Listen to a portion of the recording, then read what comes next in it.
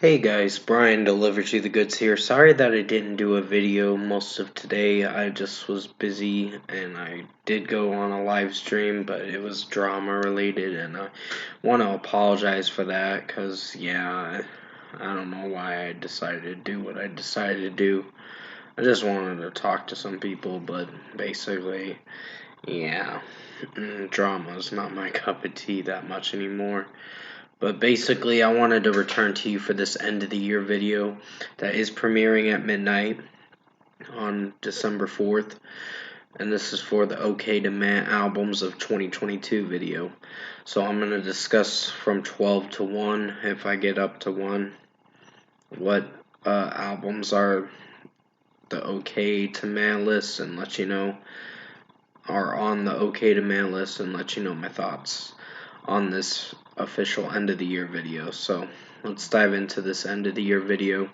Starting at number 12, we have Islander with It's Not That Easy Being Human album.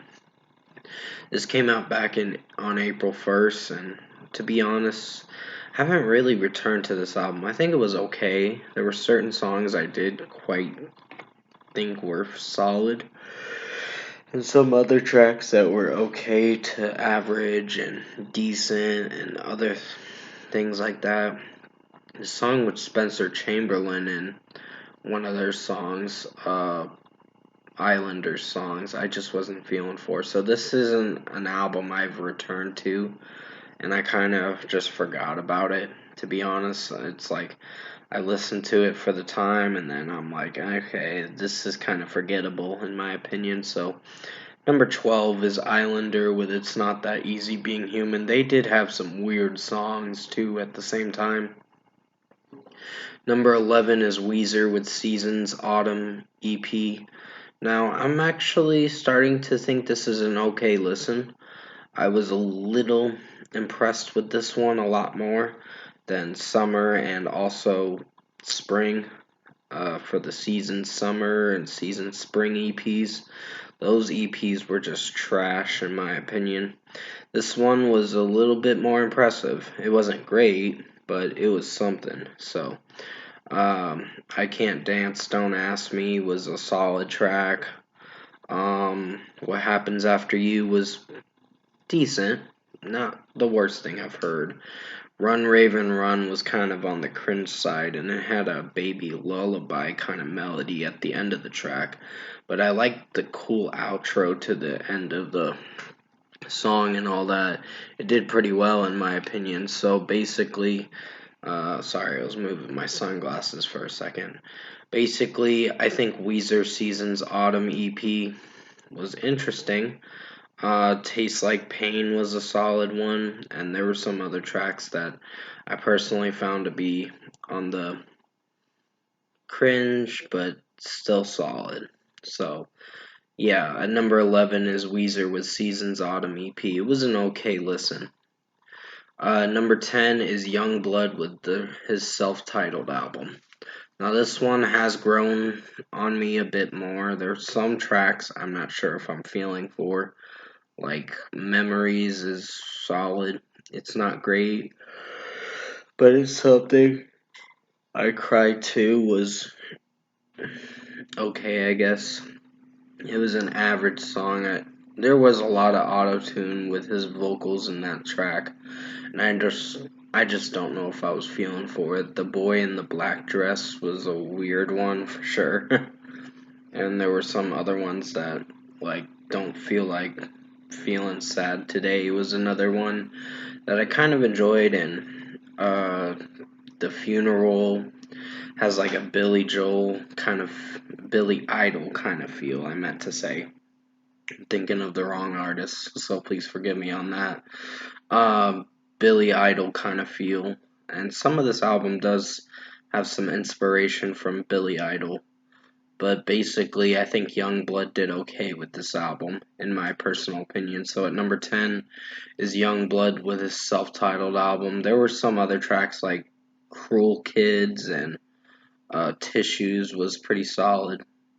So there were some stronger tracks on this album, but I think Sex Not Violence was the weakest one and kind of brought the rating down a bit. So yeah. Yep. At number 9 is Primus with Conspiranoid EP. Um, wasn't sure if I really was gonna come back to this EP, in my honest opinion. I just haven't really returned to it. Conspiranoid was a solid track, not the best one. It had some weird moments in it, but the track itself was a little underwhelming, but at the same time, average. And there were some other songs on it that I think there's only like 4 songs off this EP. But in my personal opinion, I think the EP was okay. So number 9 is Primus with Conspiranoid EP. Number 8 is Hollywood Undead with Hotel California. Now, basically, I was really liking certain moments in this album, and then the middle of the album just got to be boring and kind of cluttery and on the corny side too, and just there was a song called Dangerous that I wasn't feeling for, and it just ruined the album's reception. And some other tracks too. Excuse my yawning in this video. I am really sorry that I'm yawning in this video. I'm just a little tired from the soda I drank or whatever. It gets to me sometimes, but basically Hollywood Undead Hotel California was an album I haven't really come back to. It was an okay listen, but still was their weakest in their discography in my opinion. So at number 8 is Hollywood Undead with Hotel California. I'll give them this. Chaos was one of the best songs, and then the album started to come off on the cringe side with certain tracks for this album. City of the Dead was another favorite I liked. So, yeah. Number 7 is Tremelli Davino with Diary of a Black Pop Star EP. I just wasn't sure if I liked it. He had a punk pop kind of vibe with his pop punk kind of sound with his R&B side to and some rapping in it. He mixed around his vocals and messed around with it a bit much. But in my opinion, it was okay. It wasn't fantastic, but it was something. So at number 7, there was Hey Cinderella that I just wasn't feeling for, in my opinion, but it was okay. So number 7 is Tremelli Davino with Diary of a Black Pop Star EP. Alright, and number 6 is Upon a Burning Body with Fury. Now, this one was okay. There were some underwhelming songs in this album. Some of their tracks have been hits or misses for this album. Somewhat misses, in my opinion. But with the execution of the album, I think it's okay of a listen. There was other tracks I can't remember, to be honest, because I haven't really returned to this album that much. But for me personally, I think it's okay. So at number 6 is Upon a Burning Body with Fury. Number 5 is Blackpink with Born Pink.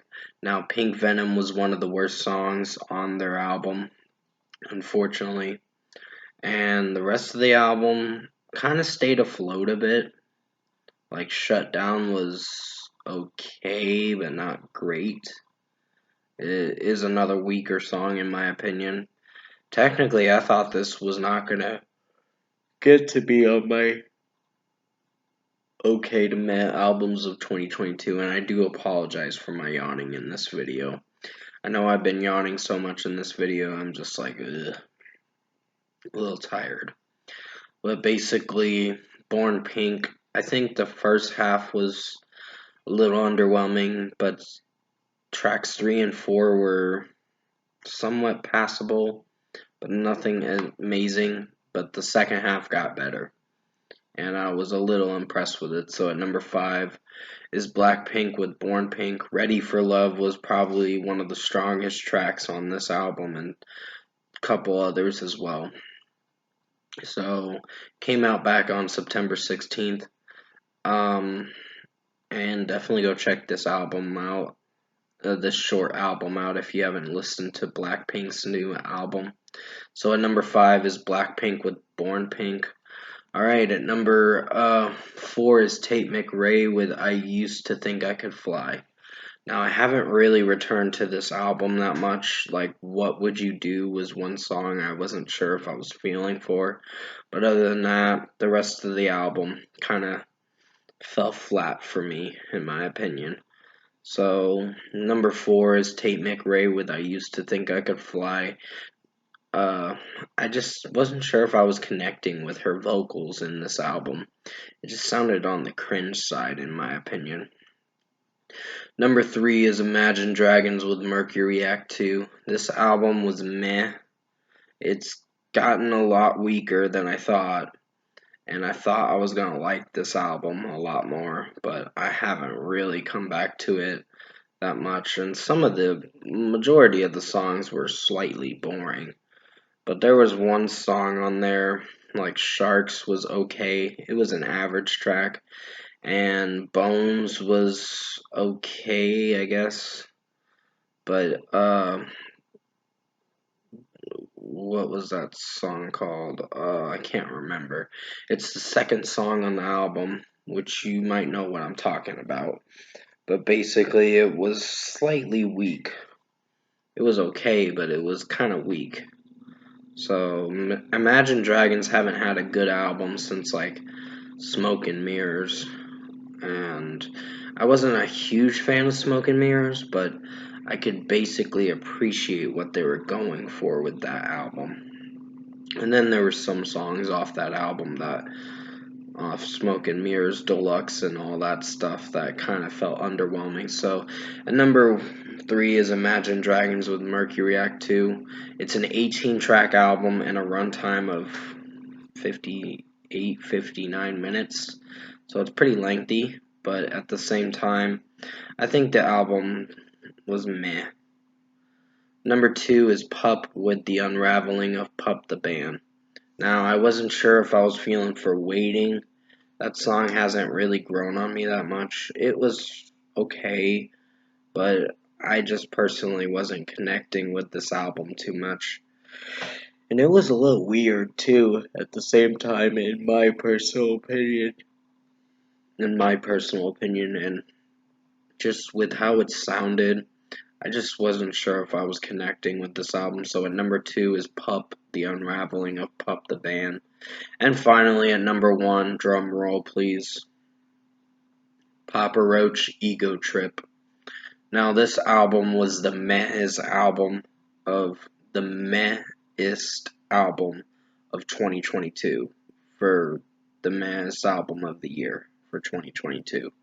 So basically, Killing Time was one song I wasn't sure if I was feeling for. I think it was average, but it just got repetitive too with the I've been killing my time thing, and it just got annoying.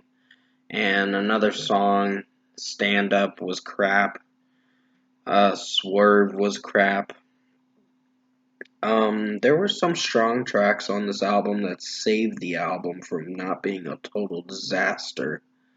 But in my opinion, this almost was bad. So, yeah, it is what it is. Papa Roach did make the ending to the album pretty strong for tracks 11 to 14. Always Wondering to I Surrender. Always Wondering, No Apologies, Cut the Line, and I Surrender were probably the best tracks on here. And Leave a Light On was pretty solid too. So, it got stronger from tracks 10 to 14, I guess you could say. And track number 1, Kill the Noise, was pretty strong. And there were some other ones like Unglued that was alright. Dying to Believe was pretty solid. Had some weird moments in it, but I still enjoyed majority of the song, even though there's some weak moments in the track with Jacoby Shaddix's rapping in it. But basically, the overall album, like Ego Trip and Liar, was alright. Another terrible song off the album was Bloodline. I wasn't crazy about that song. It was slightly disappointing. So at the same time, Ego Trip by Papa Roach was the maddest album of 2022. It's one of the almost bad albums of 2022, but it still made it on this OK to Matt albums list of 2022. So, yep, that's my number one pick. So at number one was Papa Roach with Ego Trip. That's going to be it for this OK to Matt albums of 2022 video. Comment below. Let me know what you guys thought of, what your thoughts are on this video if you enjoyed it, and what your OK to Matt albums of 2022 are in your opinion, and what albums you'd put on that list, of course. And if you did enjoy this end of the year video for OK to Matt albums of 2022 video, comment below and let me know your thoughts on it. Tap a like on this video if you liked it. Subscribe to my channel if you can. Support the channel. I will have another review coming out for a movie review for She Said. I couldn't find Bones and all, so that's a movie I might have to wait on, unfortunately. But I'll just wait and see what happens when I'm able to find it, of course. So that's a movie I heard did not do so good.